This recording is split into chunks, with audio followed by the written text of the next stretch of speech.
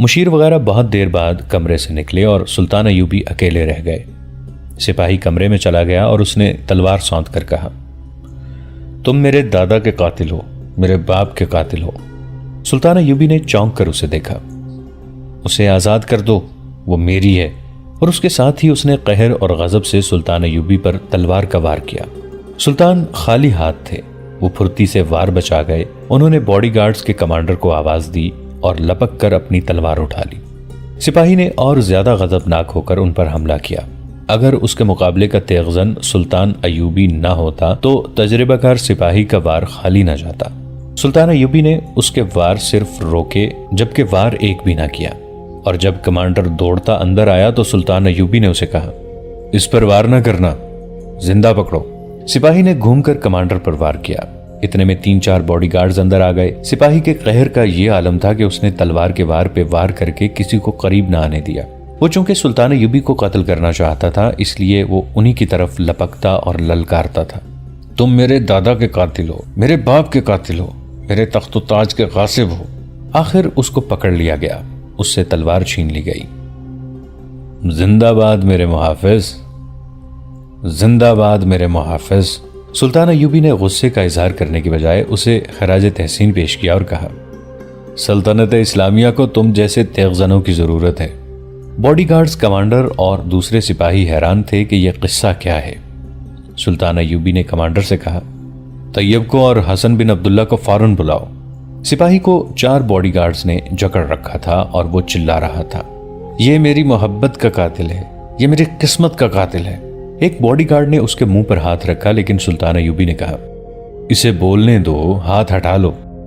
انہوں نے سپاہی سے کہا، بولو میرے دوست، بتاؤ تم مجھے کیوں قتل کرنے لگے تھے؟ اسے آزاد کر دو۔ سپاہی نے چلا کر کہا، تم نے اسے پنجرے میں بند کر رکھا ہے، حضرت نے مجھ سے کہا تھا کہ تمہیں قتل نہیں کر سکوں گا، آؤ میرا مقابلہ کرو۔ بزدلوں کی طرح اتنے آدمیوں کو اپنی جان بچانے کے لیے تم نے بلا لیا ہے، تلوار نکالو، میری تلوار مجھے دو، میدان میں آؤ۔ سلطان ایوبی اسے بڑے غور سے دیکھتے رہے۔ باڈی گارڈ سلطان ایوبی کے اس حکم کا انتظار کر رہے تھے کہ اس سپاہی کو قید خانے میں ڈال دیا جائے۔ اس کا جرم معمولی نہیں تھا، اس نے قاتلانہ حملہ کیا تھا۔ اگر سلطان ایوبی بے خبری میں بیٹھے ہوتے یا وہ اس محافظ کو اندر آتے دیکھ نہ لیتے تو ان کا قتل ہو جانا یقینی تھا، مگر سلطان ایوبی نے اسے قید میں ڈالنے کا حکم نہ دیا۔ محافظ ہذیانی کیفیت میں بول رہا تھا۔ اتنے میں طبیب آ گیا اور اس سے ذرا بعد حسن بن عبداللہ آ گیا۔ اندر کا منظر دیکھ کر وہ گھبرا گیا۔ اسے لے جائیں، سلطان ایوبی نے طبیب سے کہا، یہ غالباً اچانک پاگل ہو گیا ہے، یہ آج ہی 4 روز چھٹی کاٹ کے آیا ہے۔ باڈی گارڈز کمانڈر نے کہا، جب سے آیا ہے خاموش ہے۔ اسے گھسیٹ کر باہر لے گئے۔ طبیب بھی ساتھ ہی چلا گیا۔ سلطان ایوبی نے حسن بن عبداللہ کو بتایا کہ اس سپاہی نے ان پر قاتلانہ حملہ کیا ہے۔ حسن بن عبداللہ نے اس شک کا اظہار کیا کہ یہ فدائی ہوگا۔ سلطان ایوبی نے کہا کہ یہ سپاہی کسی وجہ سے دماغی توازن کھو بیٹھا ہے۔ حسن بن عبداللہ کو سلطان ایوبی نے کہا کہ اس کے متعلق اچھی طرح چھان بین کی جائے۔ بہت دیر بعد طبیب سلطان ایوبی کے پاس آیا اور انکشاف کیا کہ اس سپاہی کو کئی روز مسلسل نشے کی حالت میں رکھا گیا ہے اور اس پر عملے تنویم یعنی ہیپناٹزم کیا گیا ہے۔ طبیب نے اس کی سانس سونگھ کر معلوم کیا تھا کہ اسے نشہ آور چیزیں کھلائی یا پلائی گئی ہیں۔ اس نے سلطان ایوبی کو بتایا، یہ عمل طب کے لیے کوئی عجوبہ نہیں، اس کا موجد حسن بن صبا ہے۔ آپ کو معلوم ہوگا کہ اس نے ایک نشہ آور شربت تیار کیا تھا جس میں یہ اثر تھا کہ جو پی لے اسے نہایت حسین اور دل نشین مناظر نظر آتے ہیں۔ اس کیفیت میں اس کے کان میں جو بات ڈالی جائے وہ اسی کو حقیقی روپ میں دیکھنے لگتا تھا جو دراصل تصور ہوتا تھا۔ حسن بن صبا نے اسی نشے اور عمل تنویم کی بنیادوں پر ایک جنت بنائی تھی جس میں داخل ہونے والے وہاں سے نکلنے پر آمادہ نہیں ہوتے تھے۔ وہ منہ میں مٹی اور کنکریاں ڈال کر سمجھتے تھے کہ مرغن کھا رہے ہیں، کانٹوں پر چلتے تو سمجھتے کہ مخبل پر چل رہے ہیں۔ حسن بن صبا تو مر گیا، اس کا یہ شربت اور عمل پیچھے رہ گیا ہے۔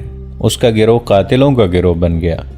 اپنے مقاصد کے لیے یہ گروہ حسین لڑکیوں اور اس شربت کا استعمال کرتا ہے۔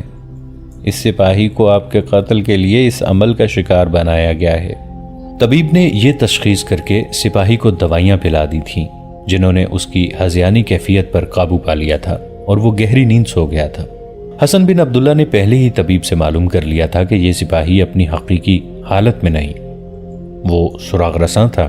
اس نے باڈی گارڈ سے معلوم کر لیا کہ یہ سپاہی 4 روز کی چھٹی لے کر گیا تھا، لیکن کسی کو یہ معلوم نہیں تھا کہ اس نے چھٹی کہاں گزاری ہے۔ شہر میں ناگوں والے قلعے کے متعلق جو باتیں مشہور ہو گئی تھیں وہ حسن بن عبداللہ تک اس کے جاسوسوں کے ذریعے پہنچی تھیں۔ لوگ کہتے تھے کہ قلعے میں ایک بزرگ نمودار ہوا ہے جو غیب کا حال بتاتا ہے اور مرادیں پوری کرتا ہے۔ حسن بن عبداللہ نے ان تمام باتوں کی طرف توجہ نہیں دی تھی۔ اس قسم کے بزرگوں اور پیروں پیغمبروں کی آمد و رفت لگی ہی رہتی تھی۔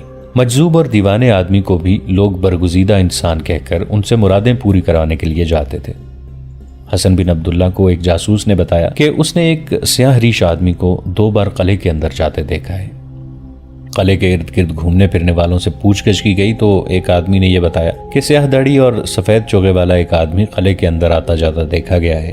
ایسی چند اور شہادتیں حاصل کر کے حسن بن عبداللہ نے سورج غروب ہونے سے پہلے فوج کے ایک دستے سے چھاپا مارا۔ مشعلیں ساتھ تھیں۔ قلعہ اندر سے کچھ پیچیدہ سا تھا، گری ہوئی دیواروں اور چھتوں کا ملبہ بھی تھا۔ کئی کمرے سلامت تھے۔ فوجیوں کو ہر طرف پھیلا دیا گیا۔ کسی گوشے سے شور اٹھا، کچھ سپاہی ادھر دوڑے گئے۔ وہاں 2 سپاہی پڑے تڑپ رہے تھے، ان کے سینوں میں تیر اترے ہوئے تھے۔ کہیں سے 3-4 تیر آئے، 3-4 سپاہی اور گر پڑے۔ بعض سپاہی اس ڈر سے پیچھے ہٹائے کہ یہاں کوئی انسان نہیں ہو سکتا، یہ جن بھوت ہوں گے۔ حسن بن عبداللہ حقیقت پسند انسان تھا۔ اس نے سپاہیوں کا حوصلہ بڑھایا اور انہیں بتایا کہ یہ تیر انسانوں کے چلائے ہوئے ہیں۔ اس نے گھیرے کی ترتیب بدل دی اور گھیرا تنگ کرنے لگا۔ وہاں کوئی انسان نظر نہیں آ رہا تھا۔ کہیں سے 2-4 تیر آتے اور 2-4 سپاہی زخمی ہو جاتے تھے۔ حسن بن عبداللہ نے فوج کا ایک اور دستہ منگوا لیا۔ رات گہری ہو چکی تھی، بے شمار مشعلیں منگوائی گئیں۔ ایک دستے کا کمانڈر اس کمرے تک پہنچ گیا جہاں سپاہی آتا رہا تھا۔ اس ڈراونے کھنڈر میں ایسے سجے سجائے کمرے کو دیکھ کر سپاہی ڈر گئے۔ یہ جنوں کا ہی مسکن ہو سکتا تھا۔ حسن بن عبداللہ کو بلایا گیا۔ اس نے اندر جا کر سامان دیکھا تو اس پر راز کھلنے لگے۔ اتنے میں چند ایک سپاہیوں نے سیاہ ریش والے آدمی کو کہیں سے پکڑ لیا۔ اس کے ساتھ ایک خوبصورت لڑکی تھی۔ ان کے بعد 6 اور آدمی کونوں خدروں میں چھپے ہوئے پکڑے گئے۔ ان کے پاس کمانے اور تیر تھے۔ سیاہ ریش نے خدا کا برگزیدہ انسان اور تنہائی میں چلہ کاٹنے والا تارک الدنیا بننے کی بہت کوشش کی، لیکن اتنی حسین اور جوان لڑکی اور تیر و کمان سے مسلح افراد اور ان کا فوج کے ساتھ مقابلہ اسے جھٹلا رہا تھا۔ اس کے سامان پر قبضہ کر لیا گیا اور ان سب کو لے گئے۔ 3-4 مرتبان، سرائیاں اور پیالے بھی برآمد ہوئے تھے۔ یہ چیزیں رات کو طبیب کو دے دی گئیں۔ اس نے مرتبانوں اور سراہیوں کو سونگ کر ہی بتا دیا کہ ان میں وہ شربت ہے جو حسن بن صباح کی ایجاد تھا۔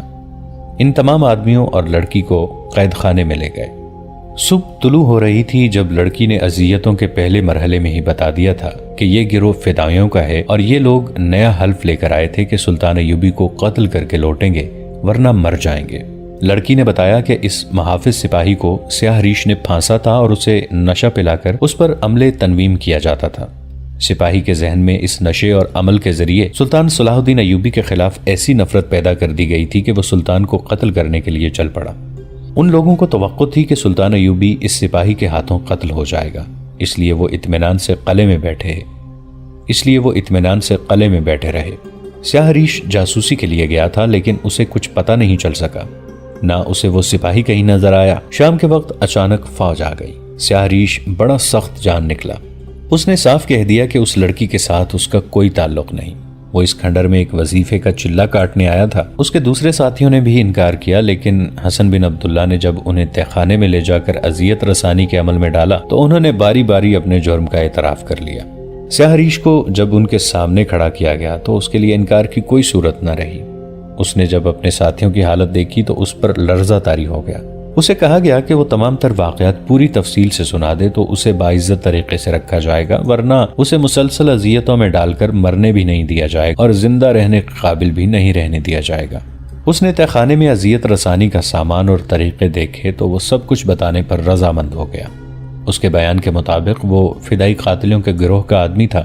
فدائیوں کے سرغنہ شیخ سنان کا وہ خصوصی تجربہ کار قاتل تھا، لیکن وہ اپنے ہاتھوں قتل نہیں کرتا تھا۔ اس کا طریقہ کار اسی قسم کا تھا جو اس نے واردات میں استعمال کیا تھا۔ یہ حسن بن صباح کی ایجاد تھی۔ اگر اس فرقے کے متعلق کتابیں پڑھی جائیں تو ان میں اس طریقے کی تفصیلات واضح ہو جاتی ہیں۔ تمام مصنفین نے رائے دی ہے کہ حسن بن صباح کو خدا نے غیر معمولی عقل عطا کی تھی جو اس نے شیطانی کاموں میں استعمال کی۔ اس سپاہی کو جس طرح سلطان ایوبی کے قتل کے لیے استعمال کیا گیا وہ اس فرقے کا ایک عام طریقہ قتل تھا۔ اس سپاہی کی مثال سے اس انوکھے طریقہ قتل کی وضاحت ہو جاتی ہے۔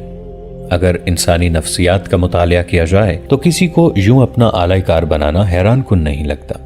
اس سپاہی کے لاشعور پر قبضہ کر کے اس میں سلطان ایوبی کے خلاف نفرت ڈالی گئی، پھر اسے جذبہ انتقام میں بدلا گیا۔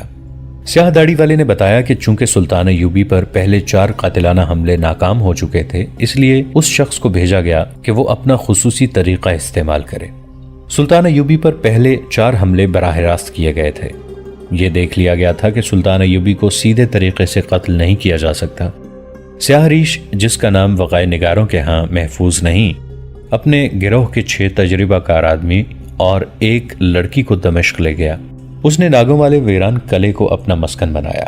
اس میں یہ گروہ رات کے اندھیرے میں داخل ہوا۔ انہوں نے اپنا سامان بھی رات کو وہاں پہنچا دیا۔ اس کے گروہ کے آدمیوں نے شہر میں یہ افواہ پھیلائی کہ قلعے میں ایک درویش نمودار ہوا ہے جس کے ہاتھ میں غیبی طاقت ہے، وہ مستقبل کی باتیں بتاتا ہے۔ ان افواہوں کا مقصد یہ تھا کہ لوگ قلعے میں آئیں اور سیاہ ریش کو غیب سے نمودار ہونے والا درویش یا پیغمبر تسلیم کر لیں۔ اپنی یہ حیثیت منوا کر وہ کسی ایک یا ایک سے زیادہ آدمیوں کو قبضے میں لے کر سلطان ایوبی کے قتل کے لیے استعمال کرنا چاہتا تھا، مگر خلاف توقع لوگ قلعے میں نہ آئے، جس کی وجہ یہ تھی کہ قلعے کے متعلق بڑی ہی ڈراؤنی روایات مشہور تھیں۔ ان میں یہ روایت سب سے زیادہ خطرناک تھی کہ دونوں ناگوں کی عمر 1000 سال ہو چکی ہے اور اب انسانوں کے روپ میں ظاہر ہوتے ہیں، اور کوئی ان کے قریب جائے تو اسے نگل لیتے ہیں۔ گروہ کا سرغنہ منجا ہوا قاتل تھا۔ اس کے دماغ میں یہ اسکیم آئی کہ سلطان ایوبی کے دستے کے کسی سپاہی کو استعمال کیا جائے۔ چنانچہ وہ کئی روز یہ دیکھتا رہا کہ محافظ دستے کے سپاہی کہاں رہتے ہیں اور ان کی ڈیوٹی کس طرح لگتی ہے۔ وہ سلطان ایوبی کے دفتر تک اور گھر تک تو نہ پہنچ سکا کیونکہ ان دونوں جگہوں کے قریب کوئی شہری یا فوجی نہیں جا سکتا تھا۔ یہ ممنوع علاقہ تھا، تاہم اس استاد نے اس محافظ سپاہی کو دیکھ لیا اور کسی طرح یہ بھی معلوم کر لیا کہ وہ سلطان ایوبی کے دفتر کے محافظوں میں سے ہے، یعنی یہ آسانی سے سلطان ایوبی تک پہنچ سکتا تھا۔ اس نے اس سپاہی پر نظر رکھی۔ اس وقت سیاہ ریش کا حلیہ کچھ اور تھا۔ ایک روز یہ سپاہی اسے باہر جاتا نظر آ گیا۔ سیاہ ریش نے اسے راستے میں روک لیا اور اس کے ساتھ ایسی باتیں کی جنہیں کوئی انسان خواہ وہ کتنی ہی مضبوط شخصیت کا ہو نظر انداز نہیں کر سکتا۔ ان باتوں کے لیے جو لب و لہجہ اختیار کیا گیا اور جو اداکاری کی گئی وہ انسانی فطرت پر طلسماتی اثر کرتی ہے۔ یہ سپاہی معمولی سے ذہن کا پسماندہ آدمی تھا، جال میں آ گیا اور رات کو قلعے میں پہنچ گیا۔ قلعے کے ایک کمرے میں جو اہتمام کیا گیا تھا وہ پتھروں کو موم کرنے کے لیے کافی تھا۔ ایک تو کمرے کی سجاوٹ تھی اور بیش قیمت قالین، دوسرے یہ لڑکی تھی جس کے حسن میں اور جسمانی ساخت میں جادو تھا۔ اس کا لباس ایسا تھا جس میں وہ نیم اریاں تھی اور اس کے کھلے ہوئے ریشمی بالوں کا تاثر نشہ طاری کرتا تھا۔ سیاہ ریش کے کہنے کے مطابق یہ لڑکی اس کا لباس اور انداز زاہدوں اور پرہیزگاروں میں بھی حیوانی جذبہ بیدار کر دیتا تھا۔ تیسری اور اصل چیز وہ شربت تھا جو وہ لوگ اپنے شکار کو پلاتے تھے۔ شیشے کا گولا فریب نظر پیدا کرنے کے لیے تھا۔ اس سپاہی کے ذہن میں یہ ڈالا گیا کہ وہ شاہی خاندان کا فرد ہے اور اس کا خاندان تخت سلیمان کا وارث ہے۔ تخت سلیمان کا وجود تھا یا نہیں، دلچسپ کہانیوں میں اس کا بہت ذکر آتا ہے اور ایسے انداز سے آتا ہے کہ یہ ایک حسین اور پراسرار تصور کی طرح لوگوں کے ذہنوں پر سوار ہو جاتا ہے۔ یہ سپاہی جب اس کمرے میں داخل ہوا تو کمرے کی زیبائش اور قیمتی سامان نے اسے متاثر کیا۔ سیاہ ریش مراقبے کی حالت میں تھا، اس کا بھی اثر تھا۔ اس نے جب اتنی حسین لڑکی دیکھی تو مروب ہو گیا۔ لڑکی نے جو اسے شربت پلایا اس میں نشہ تھا۔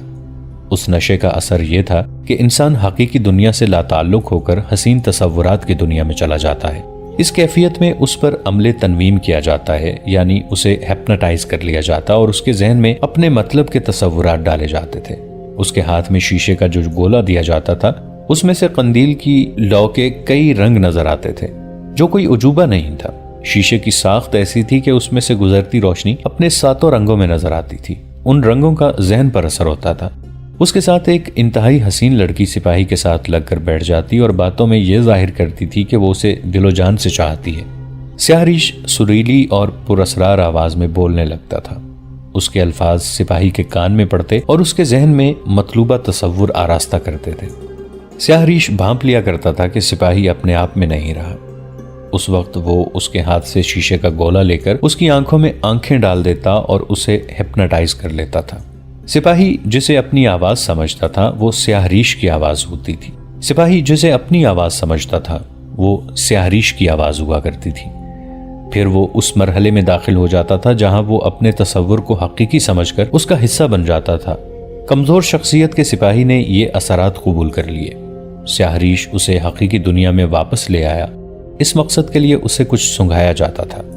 سیاہریش دوسرے کمرے میں چلا جاتا اور لڑکی سپاہی کے ساتھ اکیلی رہ جاتی تھی۔ وہ سپاہی کے اعصاب اور دماغ پر غالب آ جاتی۔ اس مقصد کے لیے وہ ایسی حرکات اور ایسی باتیں کرتی تھی جس کے اثر سے کم از کم یہ سپاہی بچ نہیں سکتا تھا۔ سپاہی کو صرف تخت سلیمان دکھا کر رخصت کر دیا گیا اور اس کے ذہن میں یہ ڈال دیا گیا کہ راز ابھی باقی ہے۔ سپاہی کے دل میں تجسس پیدا ہو گیا۔ دوسری بار اس پر یہی عمل کیا گیا اور اسے کچھ اور دکھایا گیا۔ انہوں نے یہ دیکھ لیا تھا کہ سپاہی پوری طرح ان کے جال میں آ گیا اور وہ اس کے ذہن پر قبضہ کرنے میں کامیاب ہو گئے تھے۔ وہ اب ان کی منت سماجت کرتا تھا کہ اسے سارا راز بتایا جائے۔ اسے کہا گیا کہ وہ کئی روز ان کے پاس رہے۔ اس نے چھٹی لے لی اور وہ یہی چاہتے تھے۔